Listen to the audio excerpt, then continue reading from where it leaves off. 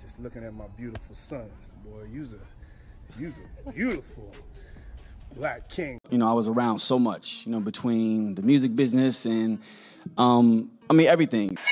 Diddy late nights, anything can happen.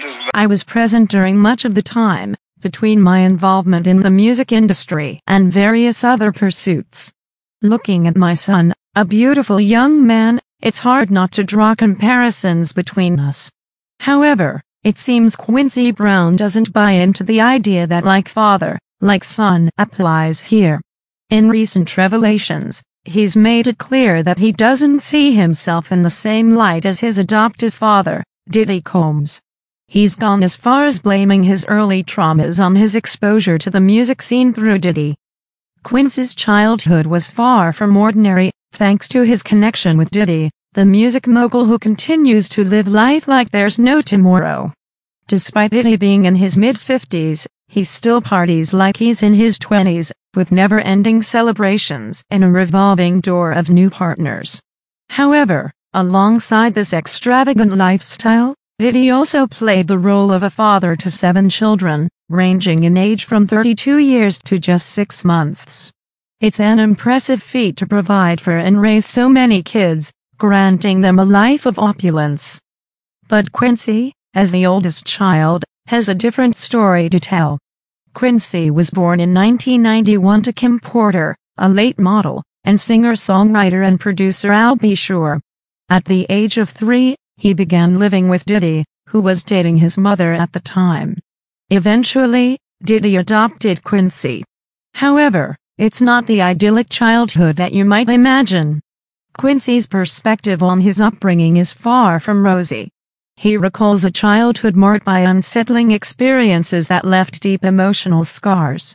He points the finger at Diddy and his lavish parties for this trauma.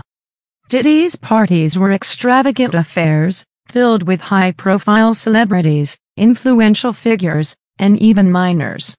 Quincy paints a picture of these gatherings as something beyond what's seen on the surface, revealing unsettling behavior and adult activities happening openly. The glimpses he had into this world were anything but comforting. He shares his discomfort in seeing things that should have remained private, especially for someone his age. Quincy refers to the parties as having potentially darker aspects that people weren't aware of, adding an eerie sense of mystery to the scene.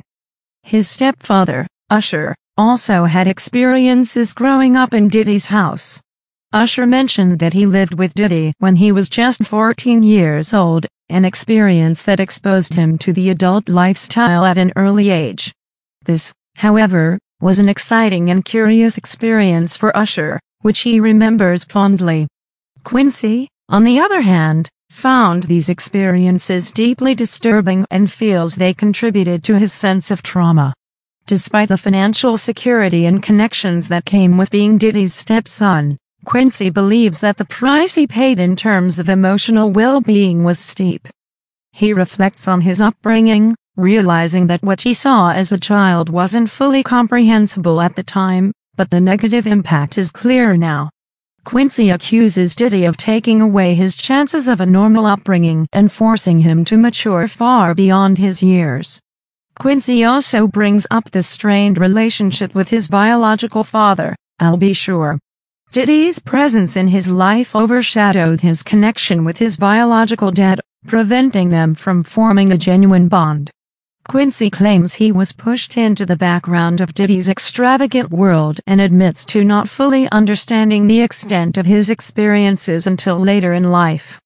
It was a situation that he never signed up for, where the allure of fame and fortune clashed with the innocence of childhood. As Quincy matures and processes his experiences, he finds himself distanced from the image Diddy projected.